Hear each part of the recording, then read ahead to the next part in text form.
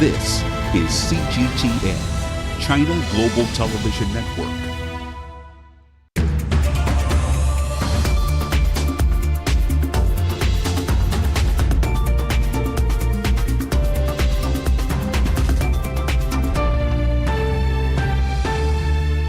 Hello and welcome to Dialogue Weekend. I'm Xu Qinduo.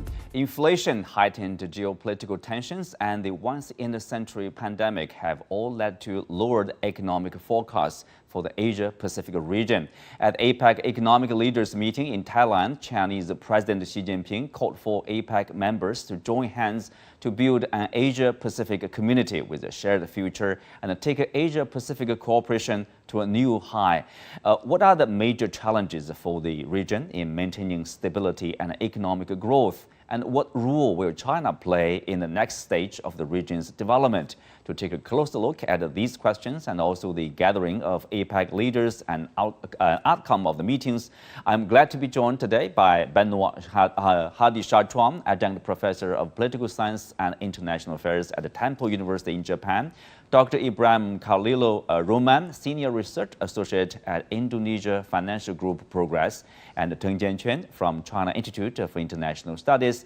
That's our topic. I'm Xu Qinduo.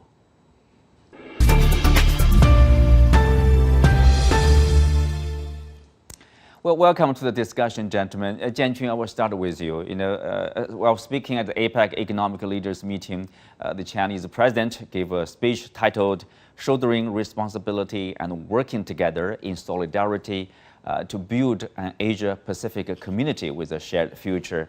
What's your takeaway of the speech? Yeah, this is actually a continuation of our president to continue the effort to enhance the cooperation in dealing with challenges in this region, and also gave some proposals or initiatives to the future of the cooperation. For example, the openness or inclusiveness of this region. Actually, in these years, I think the countries like the United States just have taken another approach to the region, just would like to establish some block in economy and also in security. So I think it's very important for APEC countries to think about the future and to think about the importance of cooperation. Is a clear-cut direction given by our president. It's like a crossroad, right? Yeah. Abraham, you are nodding your hand, and the President Xi, talked about the importance of openness and inclusiveness. He said history has proven time and again that only openness, inclusiveness, and win-win cooperation is the right way forward for humanity. I guess that's also the right way forward probably for this region. Yeah, talking about APEC countries is talking about 2.9 billion population, which is equal to almost 40% of global population. And if we count the size of the economy, it's more than 60% of global economy, amounting probably more than $50 trillion by 2020. So APEC region is very, very strong in determining the volume and the value of trade. Almost 50% of global trade happens between APEC member states. But as for now, we can see that the performance of the economy is not quite balanced. Some countries are already achieving a greater welfare, greater economic outcome, notably United States, Australia, Singapore, where they have probably average income by more than $50,000, where countries like PNG, Indonesia, Philippines, Vietnam are still very, very far behind. So cooperation, openness, and facilitating dialogue that can, improve the performance of all member states in equal manner would be very important to spur the performance of the economy in the region. Yeah, Benoit, obviously, they are not developing, let's say, in a balanced way or inclusive way, as Ibrahim mentioned. Some countries are developing faster, some are probably more or less lagging behind. But also, Xi Jinping mentioned about openness. I guess, there's the concern probably, when we talk about the protectionism, in particular, practiced by the Donald Trump government over there.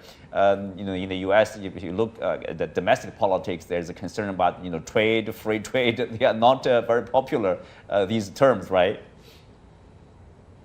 No, absolutely. There's been a real trend in certain economies towards protectionism in the last few years. You very rightly pointed out the Donald Trump administration. He was, of course, the sort of leader, if I may say so, of this protectionist movement. And you've seen also a sort of slide towards greater advocacy of protectionism within the Republican Party as well. But it is certainly not the only economy. We've seen also other economies in the world who have been led by more or less populist leader over the last few years calling for greater protectionist measures. So it makes sense in this context, a context where we are seeing greater or some obstacles to free trade. And of course, there's a pandemic that has also posed greater walls preventing the free flow of trade. It makes perfect sense for the Chinese leader to talk about the need for greater openness. It's been part of the Chinese discourse for many years. In fact, we can go back all the way to 1979, of course, with the beginning of reform and opening. So these words from the Chinese president were perfectly in line with the discourse, the message we've been hearing from Beijing for many years now. Mm-hmm. Ibrahim, the president also mentioned about a high standard free trade area of Asia Pacific, which is also I would say, midterm goal of APEC members, the 21 economies. That is also shortened as FTAAP, free trade area with the 21 economies. I mean, that's very inspiring if you think of like every economy is just opening, having a free trade with each other in such a strong economic area and with a larger population here. Right. Yeah. If we recall back the transition of APEC trade regime before and after 1990s to 2020, 2018, just before COVID pandemic, we can observe that APEC countries has experienced a reduction in tariff from about average 30% to 5%, which then lead to the boosting of economic volume, trade volume between member states by almost 7 times.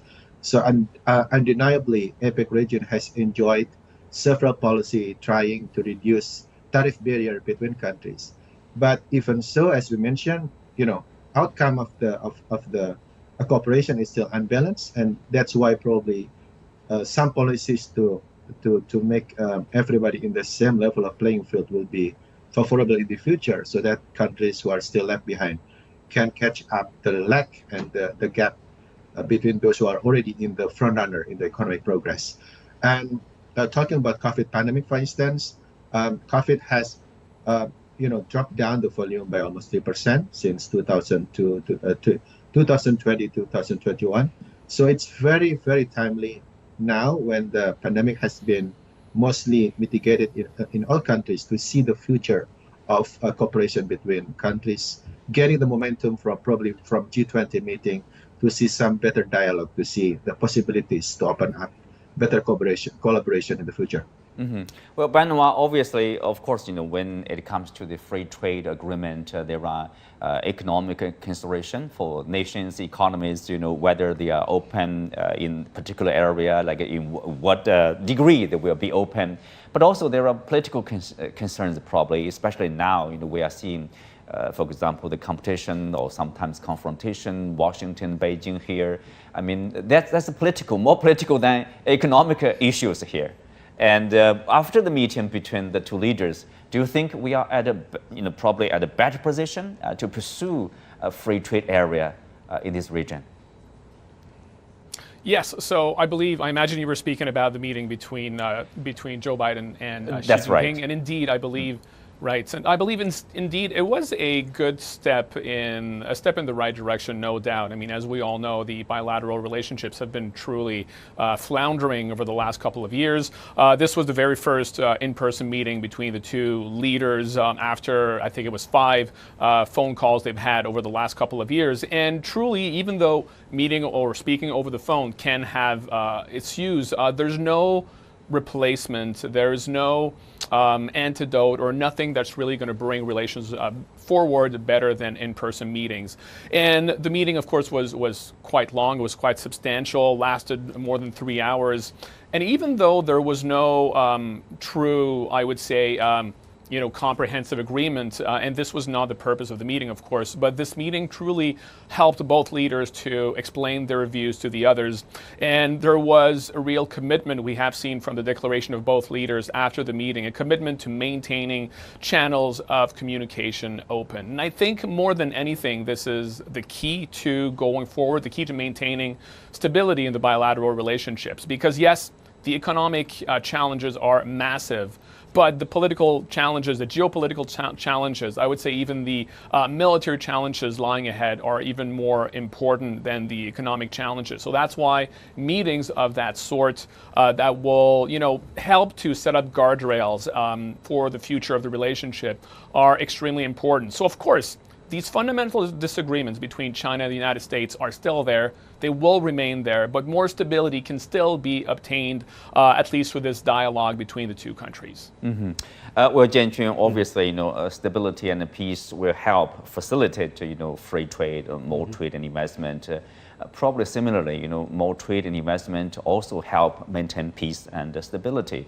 I guess, partly for that purpose, Xi Jinping mentioned, China will work with other parties on the full and high quality implementation of the RCEP, Regional Comprehensive Economic Partnership, 15 countries in there. China is one of the members, and continue working toward joining the CPTPP, the Comprehensive and Progressive Agreement for Trans-Pacific Partnership, probably with a bit higher standard, I would say, of free trade, and the DEPA, Digital Economy Partnership Agreement, digital economy rules, basically, for the purpose of promoting integrated development of the region.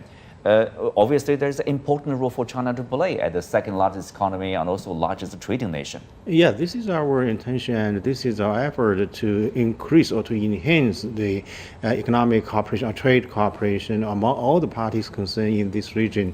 Actually, RCEP and some other mechanisms at this time just to show the interests of all the countries in this region. They would like to enhance or to develop a very integrated regional trade cooperation in this area. So I think China will continue its effort in this regard, and of course will share the achievements of our development with any country in this region. If we have a comparison, we can get some, ideas from the regional, integration. For example, the idea proposed by the United States in the Pacific Economic Framework.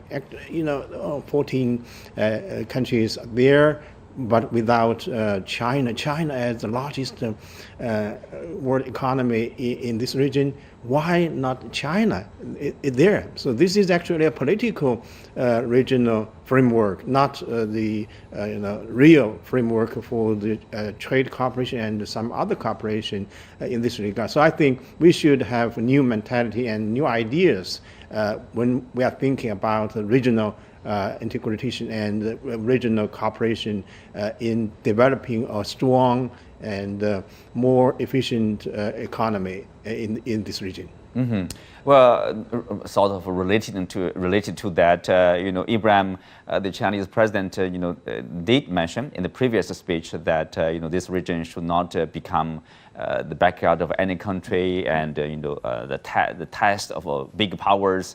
No attempt to wage a new Cold War will ever be allowed by the people or by our times, in his words. I mean, also speaking at this CEO summit of the APEC, French President Emmanuel Macron also said that France wants to play a stabilizing role in the region to avert confrontation, obviously referring to the US and China here, saying that we don't believe in hegemony, we don't believe in confrontation, we believe in stability.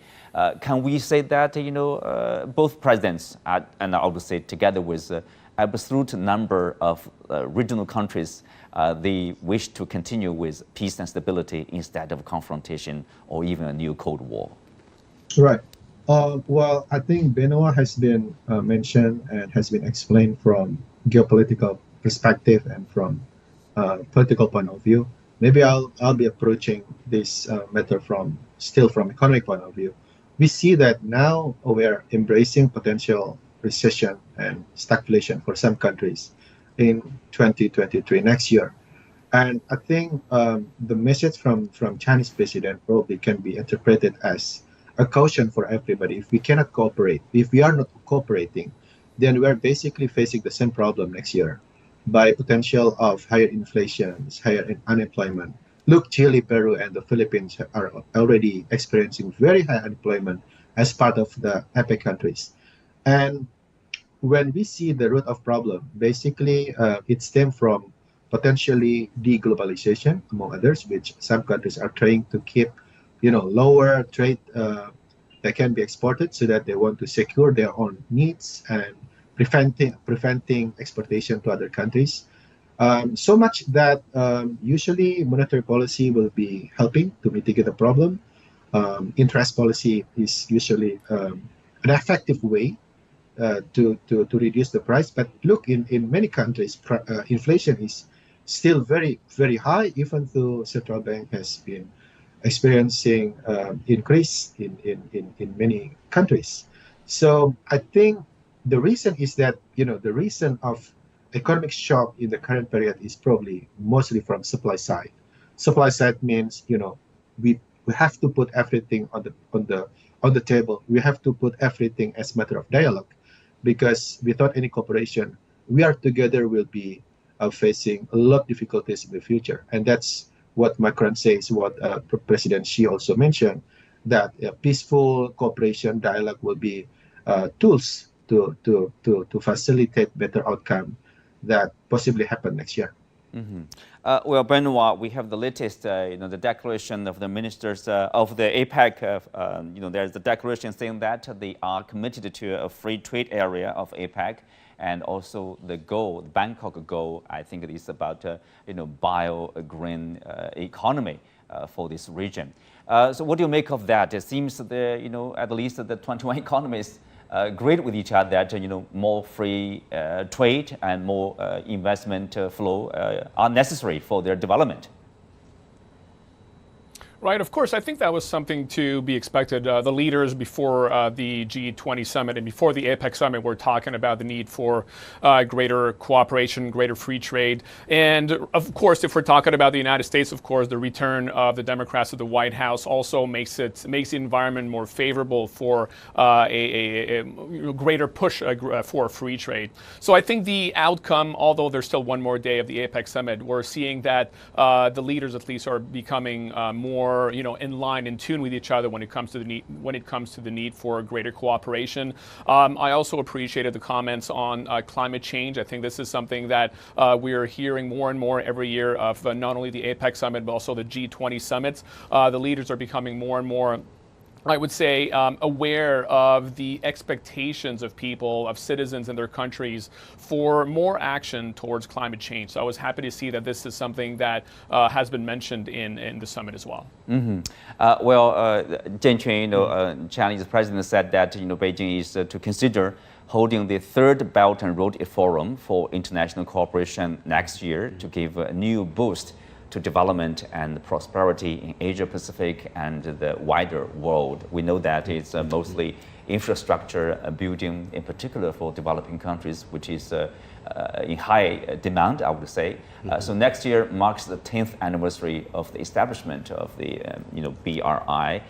So how do you comment on the plan, probably, or the thinking of probably like are we seeing like more efforts, more investment of time, energy, and most important, obviously, the financial investment in this initiative there? Yeah, this is a very important initiative given by President almost 10 years ago in Indonesia and in Kazakhstan, and together with another two initiatives, including the Global Development Initiative and Global Security Initiative. Actually, these initiatives are of great importance for Chinese people and also for the countries concerned. And these ideas, these initiatives have already got the positive response from countries all over the world. The intention of Road and Belt initiative actually is very simple. That is to say, China would like to share its achievements with all the parties concerned, all the countries concerned on the road, and also somewhere, not only with our neighboring countries, but also with countries like South Africa and the Latin American countries. These are the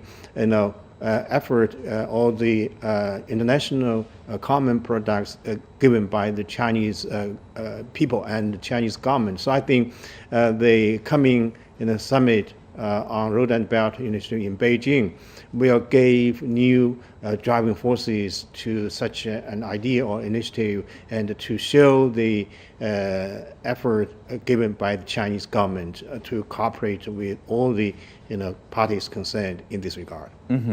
Ibrahim, we know that as developing countries, in both Indonesia and China, they are from China's own experience, it is important to build a road, highways, ports, export, airports, etc. For long-term development. You have to lay the infrastructure for the takeoff of the economy.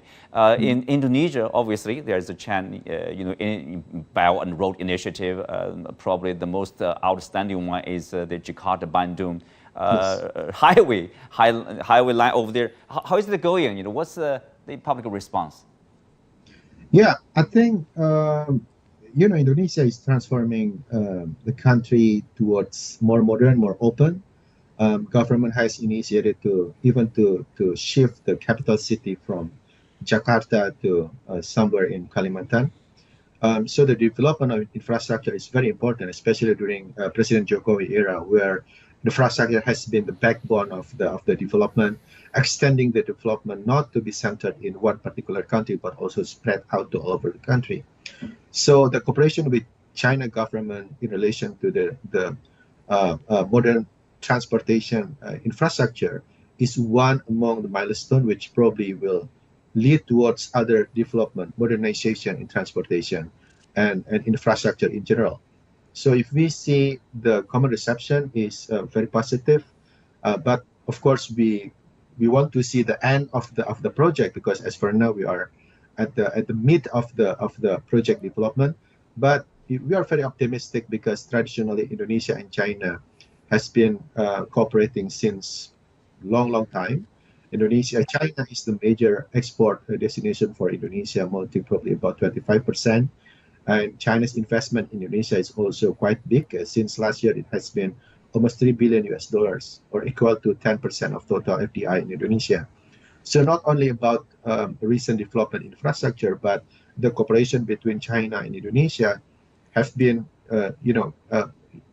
showing a greater potential in the future. But I think the next step will be, building possibility for transfer of technology, because as the recipient of the project, we are in Indonesia also wanting to get more than physical artifact and infrastructure, but also the know-how and the technology, like what China has been developed, so that it will be very important for us to get transfer of technology if possible, so that we can also catch up the technological gap between those who are already in the front runner of the technology development. Jianqun, obviously for the next stage, the expectation is for China to share, for example, technology, the know-how with developing countries, like Indonesia and other countries in the region, to develop together, to empower the people, empower the population, to further, explore or unleash the potential of the country. Yeah, this is actually a very simple logic for China to give more and more international or public products to the countries concerned. Because, for example, when we are fighting against the COVID-19 pandemic, some other countries, especially our neighboring countries, are also suffering such a pandemic. So if only the pandemic or the COVID-19 completely eliminated, I think we can enjoy a safe and a secure environment of our life. So this is a very simple policy. We should share our ideas, not only ideas, but also some products or achievements with the countries concerned, with our neighboring countries, so we can have a more and more safe and secure, social life, and that's the idea of the core common community with shared future. With shared future, Yeah. That's right. On the sidelines of the APEC summit, this week Chinese President Xi Jinping also had the first official meeting, person to person, with the Japanese Prime Minister Kishida. Benoit, how do you summarize the conversation between the two leaders? After quite some time, finally they met each other and had appeared a very nice conversation there. Yeah, I was very much looking forward to that meeting and to see what the outcome was going to be. It was probably after in the recent week after the Biden-Xi summit, the meeting, I would say that was the second most important bilateral meeting. It was the first summit meeting between China and Japan in almost 3 years. So that, it gives you an idea of how frosty relations have become recently. Before the pandemic, there was a bit of a impetus and a bit of momentum towards improving ties. Now this decline, the relationship declined again since the beginning of the pandemic. So now that they had this meeting, I think it's we could see some cautious steps on both sides towards reestablishing the bilateral relationship on a firmer ground. In the last few years, Japan, I would say, has been more willing to criticize China on various aspects that are of concern to Japan, and this is one of the reasons why the bilateral relationships has been declining somewhat over the last few years. But speaking of the meeting itself, so we could see again on both sides that there was a recognition of the importance of the bilateral relationship. Both President Xi and Prime Minister Kishida made some clear statements about that after the meeting. However, there's no doubt that some of the tensions that have been occurring over the last few years also were addressed within the meeting. Kishida said that he addressed, for example, some of Japan's concern regarding tensions surrounding the Taiwan Strait, surrounding the East China Sea as well.